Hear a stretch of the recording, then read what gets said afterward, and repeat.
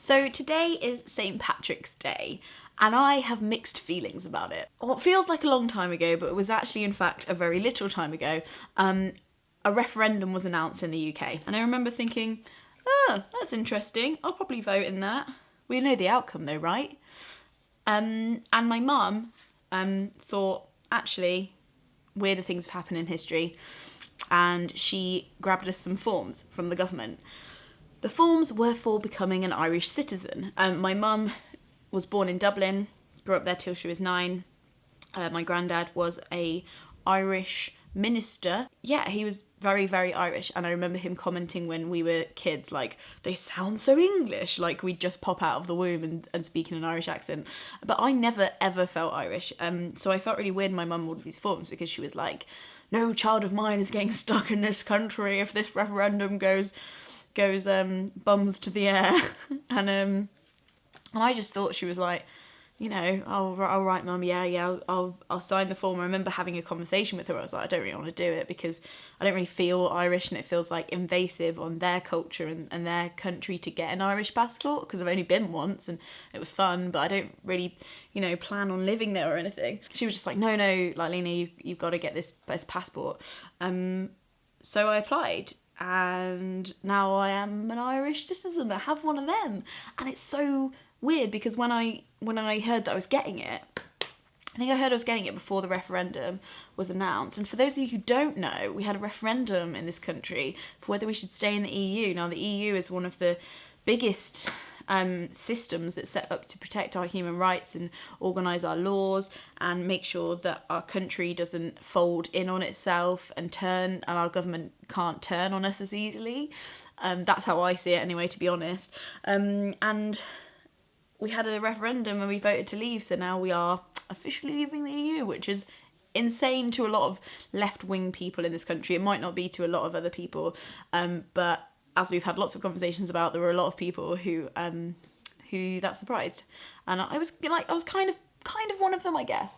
Sorry about this mug. It's not my party going on in the other room. I don't know if you can hear. We're having a party, and this is the first St. Patrick's Day that I've had 2 passports, and I don't really know how to feel about it. I want to be lighthearted about it because I think it is quite funny. Like I went from feeling kind of weird about having one to when Brexit actually happened feeling really jubilated and feeling like I had another option. Oh, and then I also just felt really sick about how many people don't have another option and how that's just the fact of nationality. The fact of nationality is that you have one identity usually, unless you have parents from different backgrounds, and you have to just lump it or like it or lump it with the way the government treats you and how they decide to run your country. You don't really get an opt-out button. You don't really get to consent. You don't really get to say okay. And that is like one of the most terrifying things, isn't it? And that's why I don't really understand people who have dual citizenship and know that they can leave the country if something bad were to happen, and people who don't. And those people then talk about refugees in this really callous way, like they just, I don't know, like I now have if it was imaginable, I have yet another privilege.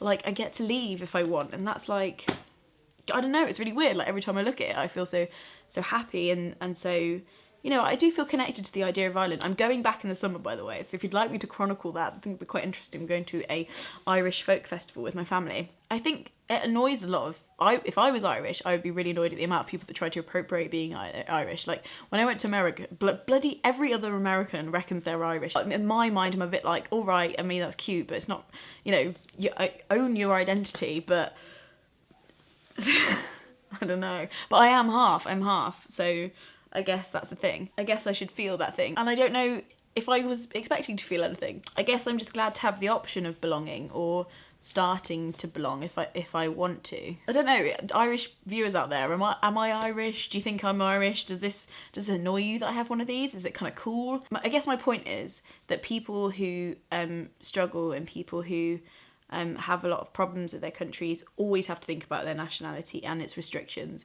And people who have a great life and have a really great health service and have a good time of it with their government, never have to think about it. It's invisible. So when you look at a refugee and go, oh, why would they come here? Like, stay in your own country. Of course they want to stay in their own country. Everybody has this sense of nationalism, especially if it's been threatened and taken away from you. But we can't imagine that because our country has been so good. And that is insane to me. It's insane to me that I thought, I don't really need an Irish passport, when really I'm actually jubilated to have one. This has not been a very happy vlog. I'm sorry about that. But I'd love to hear what your views on nationalism are in the comments below. This is a project I'm doing 40 videos during Lent, which is why these guys are here. So if you'd like to check out the playlist, it's here. You can subscribe by clicking somewhere. You can work it out. And I will see you tomorrow.